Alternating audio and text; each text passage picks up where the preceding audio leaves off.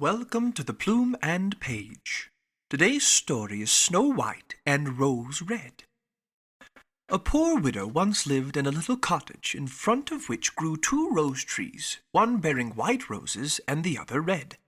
She had two little girls who were just like the two trees. One was called Snow White and the other Rose Red, and they were the sweetest and best children in the world.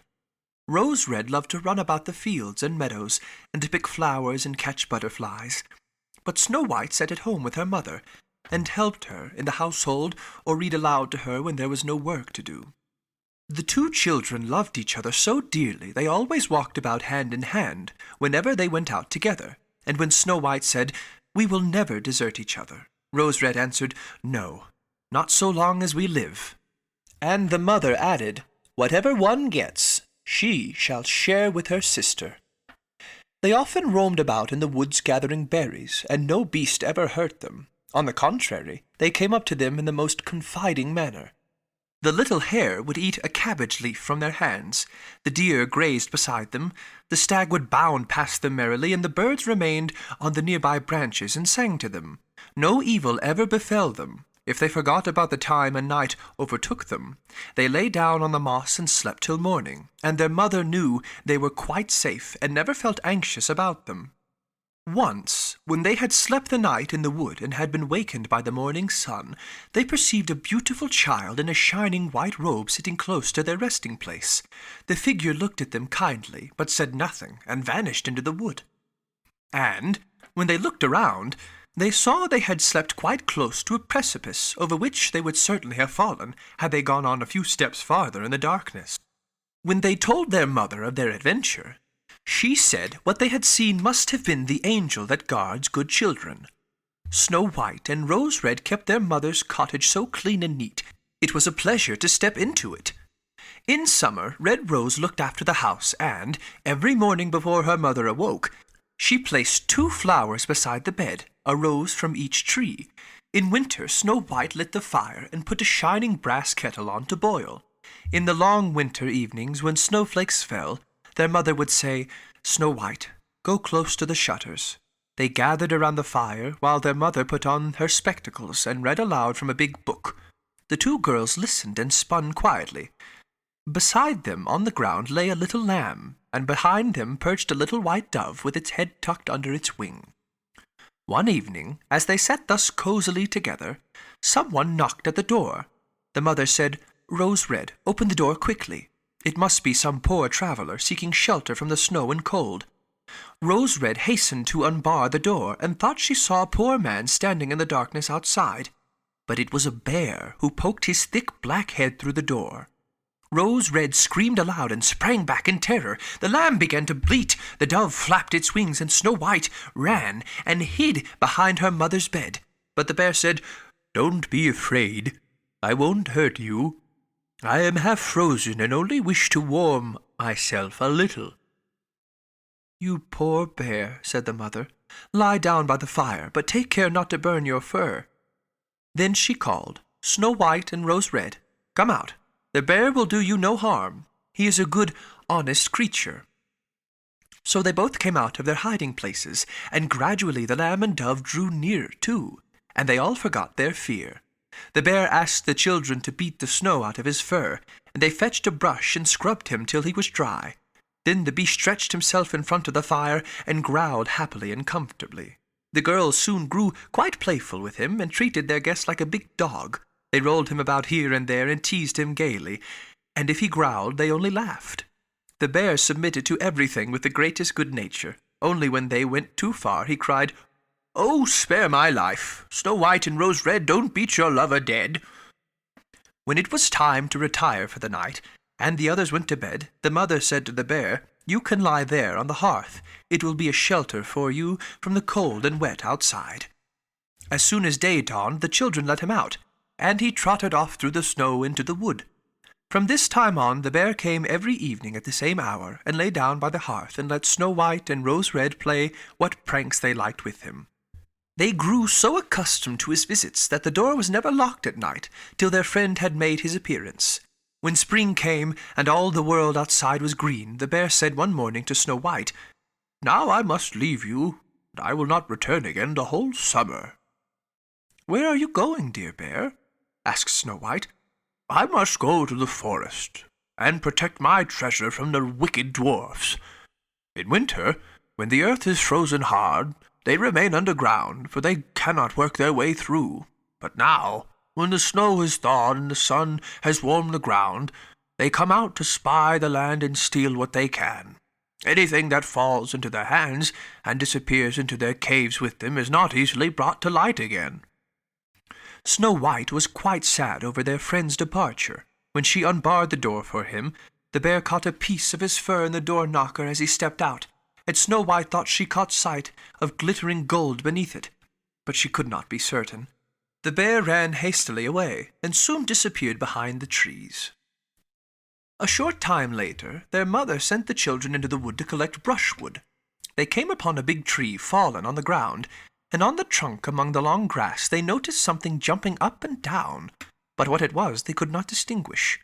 When they came closer, they perceived a dwarf with a wizened face and a beard a yard long. The end of the beard was caught in a cleft of the tree, and the little man sprang about like a dog on a chain, and did not seem to know what to do. He glared at the girls with his fiery red eyes and screamed out, "What are you standing there for? Come and help me!" "What were you doing, little man?" Rose Red asked him. "You stupid, inquisitive goose," replied the dwarf. "I wanted to split the tree in order to get chips of wood for our kitchen fire.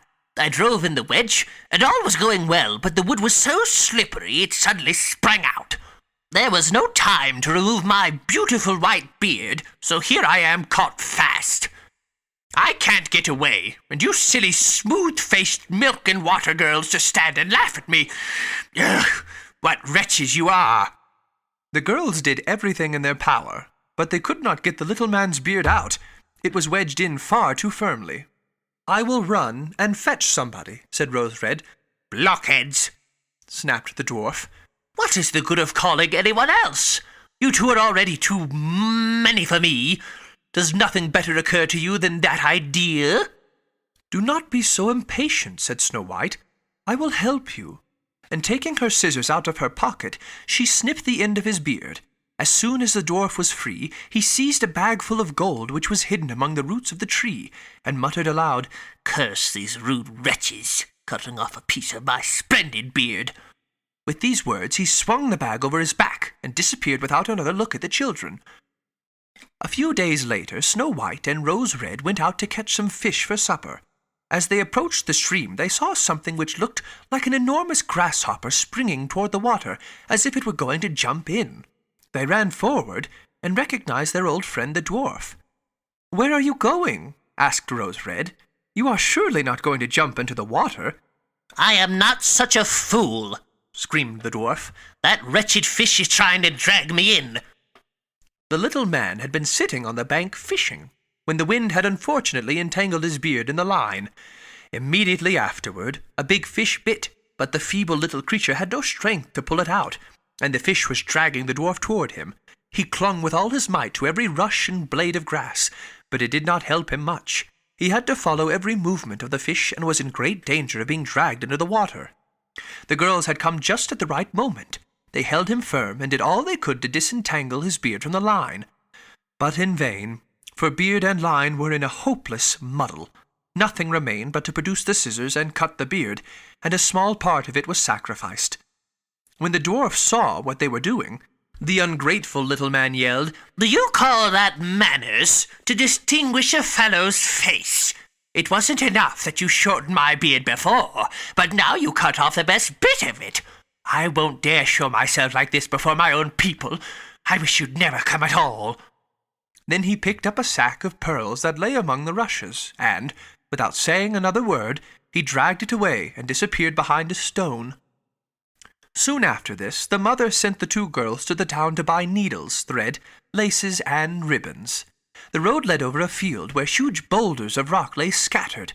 As they walked along, they saw a big bird hovering in the air, circling slowly above them, but always descending lower, till at last it settled on a rock not far from them. Immediately afterward they heard a sharp, piercing cry. They ran forward and saw with horror that the eagle had pounced on their old friend the dwarf and was about to carry him off. The tender-hearted girl seized hold of the little man and struggled so long with the bird that at last he let go his prey. When the dwarf had recovered from the first shock, he screamed in his screeching voice, "Couldn't you have treated me more carefully? You have torn my fine little coat all to shreds, awkward hussies that you are." Then he took up a bag of precious stones and vanished under the rocks into his cave. The girls were accustomed to his ingratitude and continued on to the town. On their way home, they passed the field again and were surprised to see the dwarf pouring out his precious jewels on an open space, for he had thought no one would pass by at so late an hour.